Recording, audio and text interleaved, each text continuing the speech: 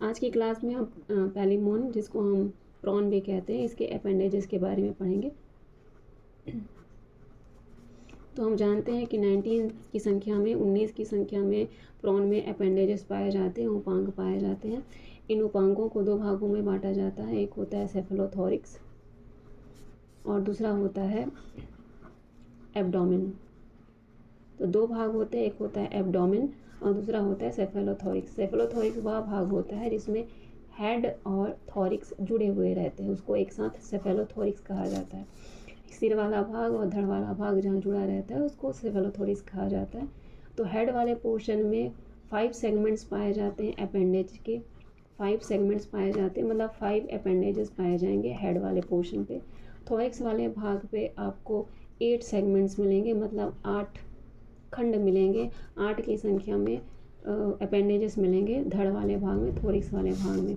तो ये हो गया 13 और बचे हुए आपको मिलेंगे 6, ये एब्डोमिनल वाले भाग में मिलेंगे। तो 6 सेगमेंट हमको कहाँ मिलते हैं, एब्डोमिनल में मिलते हैं। तो इस तरीके से सेफेलोथोरिक्स और एब्डोमिनल में टोटल मिला के 19 सेगमेंट्स पाए जाते हैं अपेंडेजेस के। तो प्रॉन जो होता है, प्रॉन एक प्रकार का ये ऑर्थोपोडा है और इसके बॉडी के ऊपर काइटिन की लेयर पाई जाती है, जो सारे प्रॉन्स में, सारे ऑर्थोपोडाज में पाए जाते हैं। तो ये काइटिन की लेयर जो होगा ये उसके अपेंडेजेस में, उसके उपांग में भी पाई जाती है। ये वो काफ़ी मोटा लेयर होता है। ये लेयर इतना मोटा होता है कि बाहर का कंकाल तंत्र बना लेता है। इसको एक्सोस्केलेटन कहते हैं, क्योंकि बाह्य का है, कंकाल तंत्र बनाता है, बाहर वाले भाग में बनाता है, शरीर के ऊपर बनाता है। बाहर मतलब शरीर के ऊपर, जिसको हम बाहर कहते हैं, इसलिए इसको एक्सो मतलब बाह्य, स्केलेटन मतलब होता है कंकाल, बाह्य कंकाल का सिस्टम बनाता है। इसका काम क्या होता है, ये प्रोटेक्शन देने का काम करता है। ये एक्सोस्केलेटन का काम क्या होता है, ये प्रोटेक्शन देने का काम करता है। तो जब आप एक प्रॉन को देखते हैं, जब प्रॉन का जो ऊपरी वाला जो हिस्सा होता है, तो ये ऊपरी हिस्सा और निचला हिस्सा, पूरा हिस्सा जो है एक बाह्य कंकाल से ढका हुआ है, शरीर को प्रोटेक्शन देने का काम करता है। तो ये जो ऊपरी हिस्सा होते हैं ये भी कई सारे ऐसे सेगमेंट्स में डिवाइड रहते हैं। ये जो बाह्य कंकाल का ऊपरी हिस्सा होता है ये भी जो है कई सारे सेगमेंट्स में डिवाइड रहता है।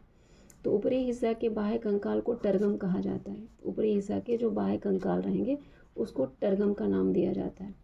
तो आप कह सकते हैं, अगर आप प्रॉन को देखेंगे तो उसको ऐसे छीला जाता है, इसकी छिलका निकाले जाते हैं। तो ऊपर का जो छिलका होगा डोर्सल साइड पे जो पाए जाएंगे उसको क्या कहा जाता है, उसको टर्गम कहा जाता है। उसी प्रकार से जो वेंट्रल वाला साइड होगा, वेंट्रल वाले साइड का जो छिलका होगा या बाह्य कंकाल होगा उसको स्टर्नम कहा जाता है।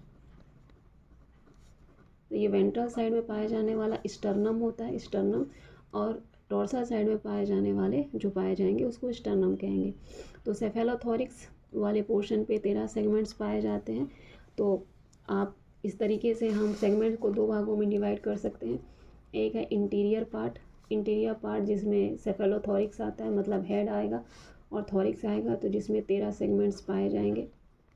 उसी प्रकार से होता है बॉडी का पोस्टीरियर पार्ट जिसमें बचे हुए 6 सेगमेंट्स पाए जाते हैं। तो जो इंटीरियर पार्ट होगा जिसमें सेफेलोथोरिक्स आते हैं, तो ये जो टर्गम है उसको प्रत्येक सेगमेंट में जो पाया जाने वाला छिलका है उसको हम टर्गम कहते हैं। तो प्रत्येक सेगमेंट का, प्रत्येक खंड का जो छिलका होगा उसको टर्गा कहा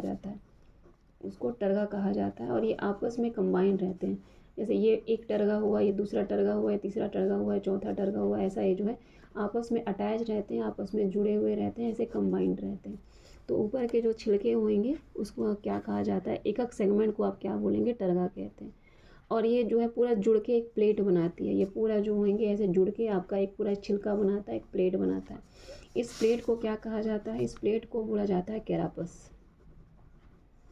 इस प्लेट को क्या कहा जाता है, कैरापस कहा जाता है। तो कैरापस क्या है, कैरापस प्रॉन में पाया जाने वाला ऊपर प्लेट है। ये प्लेट कई खंडों से मिलकर बना है, प्रत्येक खंड को टर्गा कहा जाता है, क्योंकि इसका एक पूरा नाम डोर्सल साइड का छिलका, इसलिए इसको टर्गम कहा जाता है। तो एक सेगमेंट को आप लेंगे तो ये टर्गा कहलाएगा। तो ये पूरा प्लेट बनाया है, इसलिए हम इसको क्या कहा जाता है, कैरापेस कहते हैं। कैरापेस जो है आप कह सकते हैं ये डोर्सल साइड का कवर है, ये डोर्सल कवर के रूप में काम करता है, शील्ड के रूप में काम करता है। डोर्सल साइड का कवर होगा, मतलब कि ये शील्ड के रूप में काम करेगा, कवर के रूप में काम करता है। आगे की ओर देखेंगे, प्रॉन के आगे की ओर जाएंगे तो उसमें जो है इस प्रकार ऐसा आपको सा के आकार का आरे के आकार का चोंच मिलता है, पीक मिलता है। एक चोंच के आकार का, मतलब सा के आकार का पॉइंटेड आपको चोंच मिलेगा। तो इसके पास जो चोंच होते हैं ये काफ़ी ये जो होंगे पॉइंटेड होते हैं, साथ ही साथ जो होता है इसमें ऐसे खांचे लगे होते हैं। ये जो होता है इसमें टीथ लाइक स्ट्रक्चर पाए जाते हैं। तो ये काफ़ी पॉइंटेड होगा, काफ़ी जो होता है ये आगे की ओर निकला हुआ रहता है। प्रोसेस इसका टीथ वाला भाग जो आगे की ओर बढ़ा हुआ रहता है और काफ़ी जो होता है ये पॉइंटेड पाया जाता है। इसको रोस्टम कहा जाता है। तो इसके पास जो चोंच जैसा स्ट्रक्चर पाया जाएगा, जो आरे के जैसा पॉइंटेड रहेगा, जिसमें टीथ भी पाए जाते हैं, जिसमें छोटे छोटे टीथ लाइक स्ट्रक्चर पाया जाता है, ये क्या कहलाता है? इसका चोंच रोस्टम कहलाता है। तो रोस्टम जो होगा वो कैरापस का आगे की ओर निकला होगा।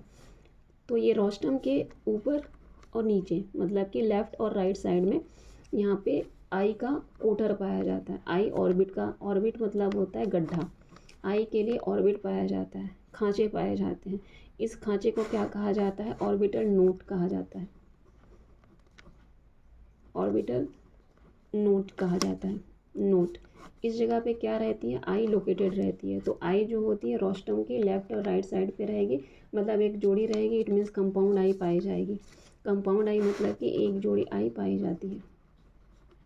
इसको क्या कहा जाता है? कंपाउंड आई कहा जाता है। तो कंपाउंड आई जो होगा लेफ़्ट और राइट साइड पे, रोस्टम के लेफ़्ट और साइड पे रहती है। इसी के साथ जो होंगे इसके लिए, इसकी बॉडी पे, क्योंकि एक्वाटिक स्ट्रक्चर पे रहता है, पानी में रहता है, इसलिए इसके थॉरिक्स जो पोर्शन है, थॉरिक्स पोर्शन के लेफ़्ट और राइट साइड पर, लेफ़्ट साइड पर और राइट साइड पर गिल का चैम्बर पाया जाता है। गिल के पहले गिल कवर मिलेगा, पहले गिल का कवर मिलेगा। गिल कवर मतलब जिसके अंदर गिल रहता है। तो गिल कवर के अंदर आपको गिल के चैम्बर मिलते हैं। ये क्या काम करेंगे? गिल चैम्बर क्या करता है? ये रेस्पिरेशन करता है। तो गिल चैम्बर, थॉरिक्स वाले भाग में आपको गिल कवर मिलेगा जिसके अंदर गिल चैम्बर होंगे, और गिल चैम्बर के अंदर आपको गिल्स मिलेंगे। तो गिल्स जो होता है ये चैम्बर के अंदर बंद रहता है। तो ये क्या काम करता है? ये श्वसन में सहायता करता है। ये जो होगा श्वसन में सहायता करता है। तो आपने ये समझा है कि इसका जो पूरा बॉडी जो होगा वो कैरापस से ढका हुआ है। चोंच जो है रोस्टम कहलाता है, साथ ही जो है आपको थॉरिक्स वाले भाग में गिल्स मिलेंगे श्वसन के लिए। अब इसके एब्डोमेन वाले भाग को देखें। एब्डोमेन मतलब उदर, पेट के नीचे के भाग, स्टमक के नीचे के भाग को उदर कहा जाता है। तो एब्डोमेन का जो खंड होता है इसमें स्क्लेराइट के बाह्य कंकाल पाए जाते हैं। इसमें जो आपको मिलेंगे वो स्क्लेराइट के एक्सोस्केलेटन पाए जाते हैं। स्क्लेराइट जो होते हैं आपस में एक दूसरे से एक लेयर से चिपके रहते हैं, जुड़े रहते हैं। इस लेयर को कहा जाता है आर्थोडियल मेम्ब्रेन। इस लेयर को कहा जाता है जिससे जो होंगे स्क्लेराइड्स आपस में एक दूसरे चिपके रहते हैं, जुड़े रहते हैं, आर्थोडियल मेम्ब्रेन। इससे ये जुड़े रहते हैं और जिस जगह पे जुड़ते हैं वहाँ पे जॉइंट्स बनाते हैं। जहाँ जहाँ पे जुड़े रहेंगे वहाँ पे जो है ये जॉइंट्स बनाते हैं। तो प्रत्येक जो एब्डोमिनल खंड होगा, प्रत्येक एब्डोमिनल खंड के स्क्लेराइड के जो ऊपरी चौड़ी भाग होती है, ऊपरी का चौड़ा जो प्लेट होता है, वो टर्गम के नीचे या वेंट्रल साइड की जो नैरो प्लेट होती है वो स्टर्नम के लेफ़्ट साइड पे अरेंज रहता है। इस लेफ़्ट साइड पे जो अरेंज रहता है उसको क्या कहा जाता है? उसको कहा जाता है प्लूरा। तो ये कहाँ पे होगा? वेंट्रल साइड पे अरेंज होता है। तो प्रत्येक जो अपेंडेज होंगे उसमें एपीमेरॉन नामक एक छोटी सी प्लेट, प्रत्येक जो उपांग होता है, अपेंडेज होता है, वो एपीमेरॉन नामक एक छोटी प्लेट द्वारा अपने ओर से, अपने एक तरफ से प्लेरॉन से जुड़ा रहता है। तो प्लेरॉन से कौन जुड़ा रहता है? एक एपीमेरॉन। एपीमेरॉन क्या है? एपीमेरॉन जो है एक प्रकार की प्लेट है तो एपिमेरॉन जो होगा एक तरफ से प्लूरा से जुड़ा रहेगा। प्लूरा क्या होगा, वेंट्रल साइड का जो आपका वेंट्रल साइड के जो खंड हैं उसको आप क्या बोलेंगे, प्लूरा कहेंगे। प्रत्येक जो अपेंडेज वाले भाग होंगे वो इसके एब्डोमिनल वाले भाग के, प्रत्येक एब्डोमिनल खंड का जो टर्गम होगा वो दोनों प्लूरा के अपने पीछे खंड में इन्हीं भागों के ऊपर जो होता है ऐसा चढ़ा हुआ रहता है, ऐसे ओवरलैप किया हुआ रहता है। ये इस प्रकार से व्यवस्थित होते हैं कि एक अरेंजमेंट बनाते हैं। इसको कहा जाता है इम्ब्रिकेंट अरेंजमेंट। जिस प्रकार से जुड़े रहेंगे उसको कहा जाता है इम्ब्रिकेंट अरेंजमेंट। तो ये जो होंगे इसमें टोटल जो इस प्रकार से इनका जो है टोटल बाह्य कंकाल पाया जाएगा। तो बाहर की ओर डोर्सल साइड पे आपको टर्गम मिलेंगे, नीचे जो मिलेगा स्टर्नम कहलाएगा। सेफेलोथोरैक्स 13 सेगमेंट से मिलके बना है। एब्डोमिनल जो है वो 6 खंड से मिलके बना है। तो अब इसके एब्डोमिनल के बारे में बात करें, अब इसका एब्डोमिनल देखें तो एब्डोमिनल जो होता है वो अलग अलग प्रकार के होते हैं।